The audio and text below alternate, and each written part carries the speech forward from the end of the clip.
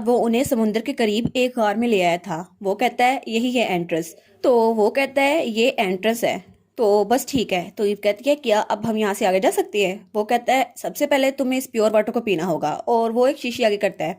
वो कहता है तब तक तुम पानी में एंटर नहीं हो सकती जब तक तुम अर्थ की पोल्यूटेड हवा से अपने आप को आजाद ना कर लो। तो ईव सोचती है मैं फिक्रमंद हो रही थी कि इसका ओरिजिन अननोन है, लेकिन ये ड्रग जो मुझे दे रहा है पता नहीं इसका फायदा होगा या नुकसान। फिर भी मेरे पास हेस्टेट करने के लिए कोई टाइम नहीं है। तो वो जल्दी से उस पानी को पी लेती है। तो तब वो खांसने लगती है और कहती है इसका टेस्ट तो बहुत ज़रा ऑफुल है। तो वो कहता है चलो वेल डन, अब बस तुम्हें रैन को देखने जाना होगा। तो वो कहता है चलो हम चलते हैं, और उसके बाद वो ईव को पानी में धक्का देता है। तो मियाँ कहता है क्या उसने उसे धक्का दे दिया। तो ईव वो पानी में जाकर गिरती है, लेकिन तब उसके लिए सांस लेना मुश्किल हो रहा था, तो अपना मुंह बंद कर लेती है। वो कहती है मेरी सांस, मुझे लगता है मैं मरने वाली हूँ। तो तभी वो आदमी उसके पीछे आता है। वो कहता है अपनी बॉडी को रिलैक्स करो। तो ईव कहती है क्या। तो वो कहता है सी उनको एक्सेप्ट करता है जो प्योरीफाई होते हैं, इसलिए तुमने वो पानी पहले पी लिया है ना। तो ईव कहती है क्या क्या ये भी एक मरमेड है। तो तब ईव अपने हाथों को देखती है। तो वो कहता है हाँ, ये पानी की ताकत है जो तुम्हें प्योरीफाई करेगी और तुम्हें सांस लेने में हेल्प करेगी, इसलिए आराम से सांस लो। तब मियाँ टूना, वो तो सच में कोई टूना फिश खा रहा था, वो कहता है वाह। तो ईव कहती है ये मेडिसिन इसलिए थी ताकि हम अंडर वाटर सांस ले सके। तो वो कहता है हाँ, स्पेशली ये टेरेस्ट्रियल इंसानों के लिए बनाया गया है, लेकिन फिर भी कोई भी इंसान पानी में आजादाना तैर नहीं सकता। तो इसलिए चलो अब हम रैन की जगह पे चलते हैं, तो मुझे फॉलो करो।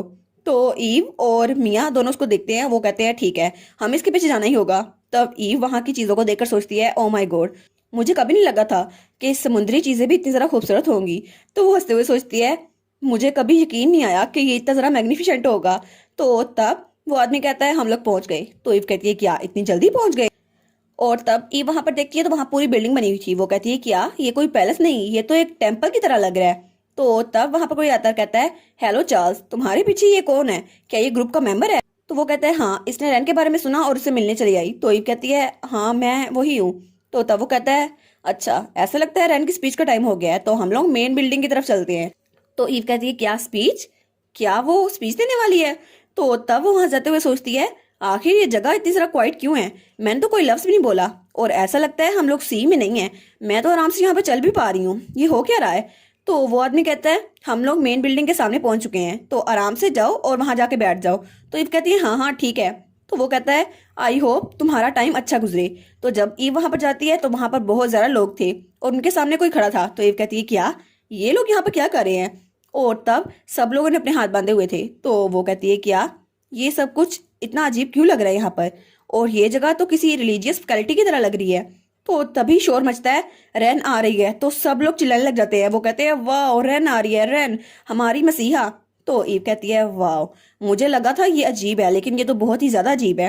तो सब लोग चिल्ला कहते हैं रैन तुम तो बहुत ज्यादा खूबसूरत लग रही हो, ऐसा लगता है तुम्हें देखकर मेरा दिल भर जाएगा। तो ईव सोचती है ये लोग इतने ज्यादा लाइवली कैसे हो गए हैं। तो जब वो वहां पर देखती है तो वहां पर लाल बालों में एक लड़की थी। तो वो लड़की वो कहती है तुम लोग तो आज कुछ ज्यादा ही अच्छे लग रहे हो मेरे बिलीवर्स।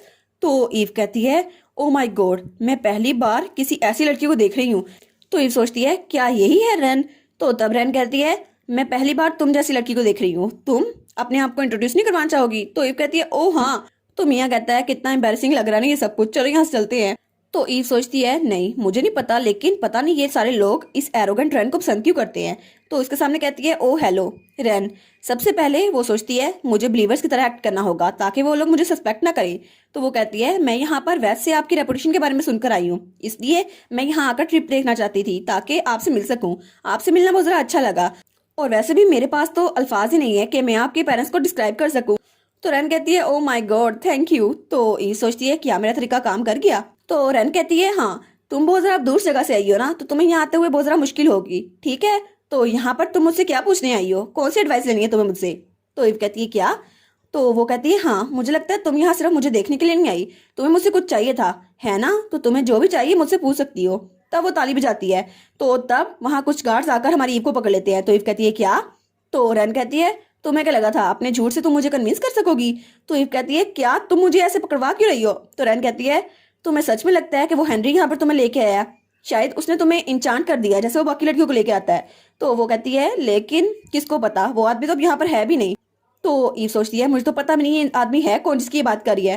तो रैन कहती है ऐसा लगता है मुझे तुम्हें खुद इन्वेस्टिगेट करना होगा ताकि मैं तुम्हारी साइड की स्टोरी भी सुन सकूं।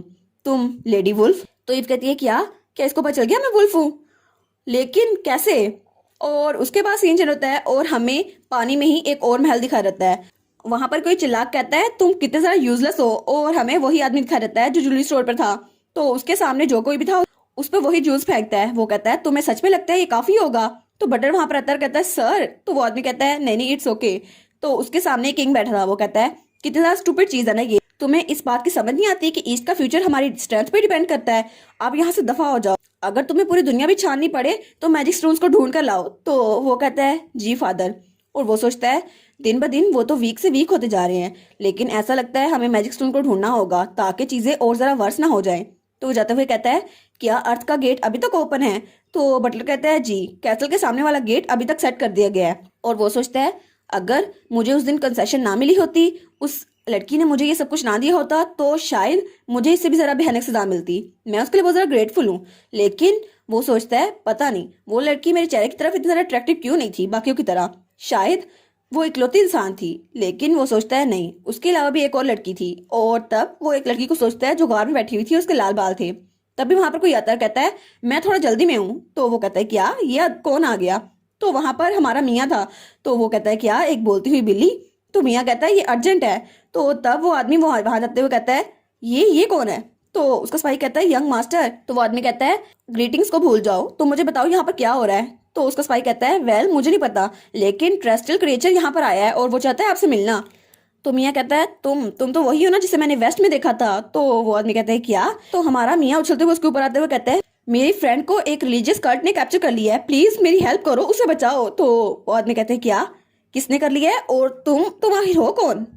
मियाँ टूना उसको बताते हुए कहता है मैं बहुत ज़्यादा लकी था कि मैं वहां से बच निकलने में कामयाब हो गया, लेकिन उन्होंने मेरी चीज़ें रख ली, इस वजह से कोई भी मेरी हेल्प नहीं कर पाया और किसी को भी मुझ पर यकीन नहीं आया। तो फिर उसे कहता है और तुम्हें देखकर तो लगता है तुम महल में हो तो तुम्हारा स्टेटस बहुत ज़्यादा हाई होगा, तुम लॉर्ड, तुम मेरी फ्रेंड की हेल्प कर सकते हो। तो वो आदमी कहता है क्या एक मिनट रुको तो सही, क्या तुम एक्सप्लेन कर सकते हो कि एक टेरेस्ट्रियल क्रिएचर ऐसे सिचुएशन में मेरे पास क्यों आया है? और सिर्फ इसी सूरत में मैं तुम्हारी हेल्प के लिए कोई सोल्यूशन ढूंढ पाऊंगा। तो मियाँ टूना कहता है सी डुएलर्स उनको इस बारे में पता होगा है ना?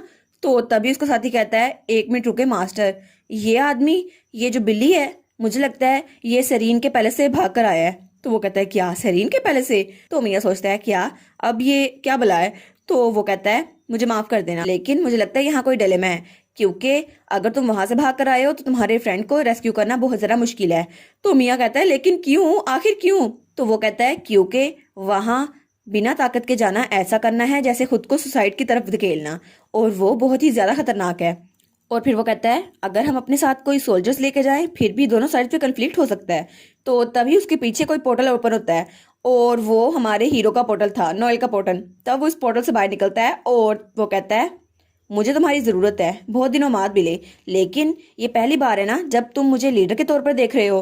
तो वो आदमी कहता है क्या तुम नोएल यहाँ पर तुम क्या कर रहे हो? तो नोएल कहता है कोई है जिसे मुझे ढूंढना है और इसके लिए मुझे अर्जेंटली तुम्हारी मदद चाहिए, तो प्लीज मेरे साथ कोऑपरेट करो। और नोएल तो बहुत ही ज्यादा पावर अप लग रहा था। और इसी के साथ ये वाला पार्ट यहाँ पर ख़त्म। तो आप लोग बताइएगा आपको ये पार्ट कैसा लगा। प्लीज़ लाइक करिएगा, कमेंट करिएगा और शेयर करिएगा। और जो न्यू व्यूवर्स हैं काइंडली वो चैनल को सब्सक्राइब कर दें। और पिछली वीडियोस का लिंक आपकी स्क्रीन पर नज़र आ रहा होगा, तो काइंडली उनको भी चेकआउट कर लें। Thank you so much.